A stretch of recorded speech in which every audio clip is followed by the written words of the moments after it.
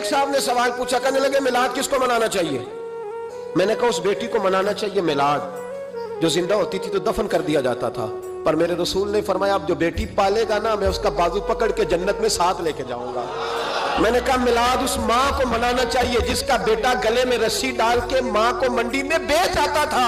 मेरे मुस्तफा करीम ने फरमाया जन्नत 7 आसमान के ऊपर सिदरतुल मुंतहा के पास थी, पर मैंने वहां से खींच के लाके माँ के कदमों के नीचे रख दी है। मिलाद उस बाप को मनाना चाहिए जिसकी औलाद डंडों से मारती थी, पर रसूल करीम अलैहिस्सलाम ने फरमाया सुन लो सुन लो सुन लो, अब जिसका अब्बा राजी होगा उसी का अल्लाह राजी होगा।